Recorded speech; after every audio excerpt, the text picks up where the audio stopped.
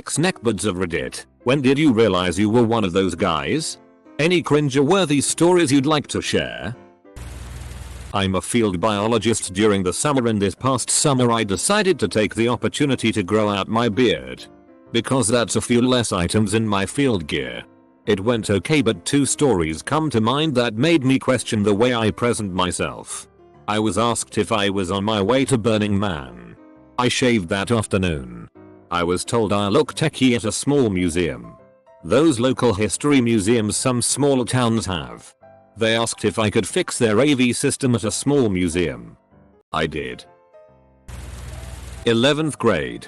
Goddamn, 2011 was a bad year for me. I became self-aware around senior year. But towards the end. And even then I still became more self-aware only in the past year. That was also when I started shaving my neckbeard as well. But now I have a trimmed, well-kept beard. I thought I was some kind of musical genius for some reason. I was super into Tool back then, and I remember I told fucking everyone that I was gonna make a 4-song prog rock metal concept album on Conic Sections. Yeah. I can't listen to Tool or Dream Theater anymore because they bring back so much cringe. Back then I was also all fucking BTCH friend-zoned me. If I could meet my 17-year-old self, I would slap the shit out of me. I was quite the neckbeard throughout high school. I was really overweight. So I subconsciously thought by sounding smart it would make up for it. I wasn't very bright. As for an embarrassing story. There was a period of a few months where I called every girl I knew by lady. Not making that shit up. Was into way too much skipping duty and work. Ignoring responsibility.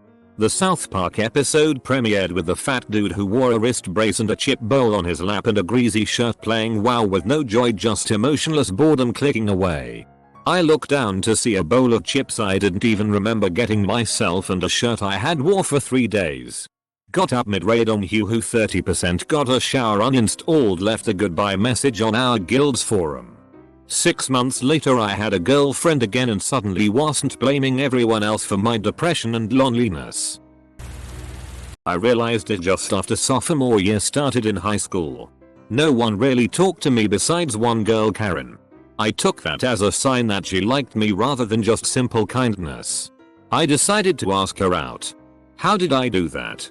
I told her I almost killed myself but didn't because I thought of her and I dating. Biggest regret in life, but it snapped me out of it. Went on to acting and singing. Became the best actor in school and was the happiest I've ever been. I just wanted to be that guy and say that the real flaw with neckbeards isn't their interests. It's their attitude and personality. Which more often than not aligns with such interests. Basically things like atheism or computer science or My Little Pony that they feel most people don't understand, that will give them that sluggish holier than thou feeling. The actual interests aren't the problem. So if you genuinely are into those things, then FCK everyone else. Some people are non-militant atheists. Some people will enjoy being entertained by My Little Pony or feel that a fedora is cool to wear. Some people might even like the neckbeard as facial hair. As long as you're not a neckbeard about it, then do what you love. Well, I was 180 kilograms at my peak and didn't get invited to anything. Had no real life friends I visited and just sat in my room all day playing computer games with online friends. I was so cynical and so angry at the world for how I was. I'm not exactly sure what clicked in my head. I think wanting a girlfriend. Happiness and friends mostly, so I cleaned up my act. Went to the local gym that opened in my area and joined. Started off slow. Cleaned up my diet. 2 years later I'm now 103 kilograms. Go to the gym 5 days a week. No longer have a disgusting neckbeard or facial hair. Have a full-time career and have great friends. I'm glad I made the change. It's worth noting that it's better to be a good ex-neckbeard than a never-changing dumbnut. In high school I had a bunch of popular male friends and also a somewhat neckbeard. While the first ones never changed, for example, one used to and still liked to pee on people in the crowd when drunk, and none of his friends gave him any proper shit. The ex-neckbeard has learned from his past mistake though. Stopped annoying people. Became too much, humble, and he doesn't pee on people. Guess with whom I stayed in contact with. Totally is going to get lost in the crowd. But I don't care. I'm writing this for me. I had a point during my sophomore year of college when I realized I really needed to take a hard look at the way I viewed women. It was after making some sort of a make me a sandwich type joke. And a couple of my friends shook their heads and just went, "That's not cool." I realized that for quite a few years, I had been really creepy to a lot of girls in my life. Nothing extraordinary.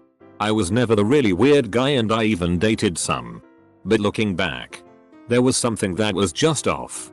Like the guy who is genuinely friendly, but who stares at your boobs and it doesn't even register to him that that's not okay. Who learned to be nice, but never had enough practice being truly empathetic. It took a while, but I eventually migrated into a new group of friends. About 80% of whom were women. For the first time ever, I actually started to not think of men as guy friends and women as girlfriends who I was secretly trying to have a shot with. If that makes sense. We were all just friends. And it was awesome. It helped me grow as a person. And for the first time in my life, I was able to start dating an amazing girl without thinking she owed me anything and without expectations. Just being there for the experience of falling head over heels for each other. I have a co-worker who said to me, "You have the ability to belittle people while at the same time making them laugh and not hate you. I see myself as a Sour Patch Kid. If you come up to me and ask for my help, I get something in return. A joke at your expense. I have an oiled canvas fedora. A beard I could probably shave more often than I do. Oh boy, am I nerdy. And I am very talkative with people. I very well may be a neckbeard as defined above. Cool. An identity is important. My wife hates when I shave my beard. Asks if something is wrong if I am too nice or quiet. She bought me the hat. And doesn't mind my ability to go on and on for hours about dirt. So there you have it. If a neckbeard I am, a neckbeard I shall ever be. I never had a neckbeard or wore a fedora. But I used to act like one. I used to think I was superior to everyone. I had completely no idea why no girls would like me and would always complain about the friend zone, and was also a bit of a pervert who would treat women like objects sometimes. One day, reading about neckbeards and shit, I realized I was acting like one of them. So I started to work out. Made friends. Repaired bonds. Eventually, £300 was decreased to £200. Respected people. Not just women. And was generally nicer and also became humbler. Eventually, I was able to get a girlfriend. But that didn't last long because everybody told her about my past self. And broke up with me about that. Now thankfully I'm no longer that person. I still aim to improve myself though. Aiming to get into normal BMI zone. I've always felt like a neckbeard ambassador. I've found myself meeting many of the criteria to be defined as a neckbeard but never really being there. I was the cool guy that always reached out to these cats. I know that my conversation can wear thin. And I know that most of the time I spew nonsense. But I felt pity for the true neckbeards and tried to help move them towards acceptance. Some people need the guiding hand to teach them the difference between bragging about your knowledge base and sharing it. They are often smart people who have a lot to share, but in social situations drown everyone around them with their knowledge base. They don't give others a chance to chime in and have no clue what to do when they respond with their own ideals or anecdotes. I've seen neckbeards go from awful intolerable people into the talk of the town because they learn to temper their knowledge and their need to share with social acuity. Some are incurable neckbeards, but give your local neckbeard a chance. He just might be a decent badass person you never knew was there. And neckbeards. STFU and listen to other people and learn as much as you can even though you think you got it all. Jeez. Reading this makes me wonder what the female version of a neckbeard would be called, because I think I was a she-beard neck girl, in my teenage years. I'd go full Nietzsche over stuff like pop music and religion cause I thought believing in the opposite made me enlightened. I'm now a chronic gamer and barely go outside, so this post is making me cringe at myself pretty hard. Also, I just realized my so is totally a neckbeard. Fuck. I was never really a neckbeard. Far too shy up until senior year of high school. The kind of oh shit someone is talking to me what do I do level of shy. I wore cargo pants exclusively until sophomore year. You know those pockets on the side? Perfect size for an R.A. Salvatore novel which I'm pretty sure everyone made fun of me for. Also had a really goofy faux stash and these ridiculous wire rim glasses. Went to the gym. Started actually hanging out with the few friends I had. Etc. I've ran into more than one girl I knew from high school since then who suddenly began asking why we never dated. We never dated because I was the social equivalent of a goblin. A girl that I crushed on for 3 years commented on one of my Instagram posts featuring a cannoli saying OMG gimme. Me in all of my neckbeard attitude figured it would be wise to buy another. And drive to her house after school. Give it to her. Surprise her. Have her fall hopelessly in love with me and we would ride my Segway into the sunrise. I bought it. It melted in my car. I got lost. Arrived at her house 2 hours later. Turns out she wasn't there. So I drive to her friend's house. 2 hours later again. The cannoli now bears little resemblance to its true form. Arrive. Sweating like a pig. Hand her the floppy limp dock of a dessert to her. Stand there awkwardly for 5 minutes. Then drive all the way back home. Make a bad luck Brian meme feeling sorry for myself. Not about me. But I once knew a guy who, at a glance, one might label as that guy. This was in high school. The guy had a neckbeard. He was always on his laptop. Wore the t-shirts and khakis all the time. And he always had a fedora. He wasn't fat. To his credit, that guy was genuinely a cool person. He was intelligent, funny, affable, and super friendly. Hell of a dude. We chat about everything from games to literature to shoes. We'd share anecdotes. We'd joke. And it was never really boring or awkward. He was a thoughtful person. I was generally awake at that time of day. And we got on great. I'm glad I didn't judge him based on appearances. Sometimes it pays to be open-minded and not to write people off. Just thought I'd share a positive story to even out the painful ones. The summer after I graduated high school, me and my buddy got into wearing fedoras. Not because we thought they were cool or anything. We just thought it looked funny and we enjoyed them. We wore them with cut-offs and gym shorts and dirty jeans at work and just whatever. We didn't behave like neckbeards. We just looked like them. Well, about a year and a half later I made a Reddit account and that's when I realized how horrific my corncob pipe smock and fedora wearing phase was. God, I hate so many things about the choices I make. Edit. To be clear, we made the decision to stop wearing them completely on our own. It wasn't until just over a year-ish later that I started to realize how terrible of a decision it was. As in, I did not stop wearing it because of Reddit. I just stopped wearing it. I was never a neckbeard. But that was only because I couldn't grow one for shit. I was, however, a total fedora all through middle and high school. I didn't even realize it until my freshman year of college when a girl I asked out told me flat out that she didn't see me romantically at all. But she'd be totally fine with going for coffee as friends. I was pissed at first but said yes in hopes that I could turn her around on the matter. She called me on my bullshit after about 12 seconds. And said, I want to get to know you better. But if you keep acting like that, we can't be friends. I don't know why. But it got to me. I guess I realized that I valued her potential friendship more than her potential as a sexual partner. She quickly became one of my best friends in the entire world. And she helped me through a lot of issues with girls throughout college. Moral of the story. You can change. And the friend zone can be the greatest place in the world. The friend zone. By name alone. Sounds like an amazing thing. Who decided the friend zone should be a bad place to be? I wanna go to the friend zone. Bring on the friends mythificas. Early last year when my girlfriend at the time broke up with me, I thought I was so unbelievably awesome that it was a mistake. Looking back at the way I acted, I realize I was a total tool at the time. It took a lot of self-examination for me to realize talking down to people and treating them like garbage isn't a way to make friends or really have anyone like you. I disliked the people at my high school and so I avoided them for the most part. Dated a couple girls, formed the emo goth scene off and on. Then went to college. I was pretty into WoW and didn't know anyone on my floor. So it took me the full 2 semesters to learn how to interact with strangers and become friends. I also considered myself friend-zoned by a girl. But more of a whelp. She doesn't see my that way. Sure does suck. Kind of way.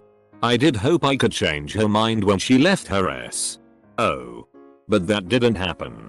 We are still close friends and I have since gotten over that. Thank God. Not sure if it counts as being one of those guys. But I certainly fit the mold of socially awkward WoW player. In high school I went through a fedora phase. Even went as far as to wear it to school on free dress days. I was the only one who would wear it, so I thought myself as very edgy and euphoric. Couple that with leather jacket and angsty no girl will ever love me no matter how many I ask out. I was an excellent neckbeard. In my first year of uni I met a girl and just completely latched onto her. Tried to flirt with her and get closer even though she had a BF.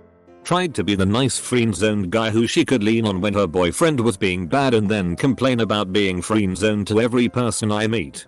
Took a year of rejection and emotional angst for me to snap out of it. There was a fake ad I saw for a lady dating app or whatever which, I swear, captured the old me perfectly.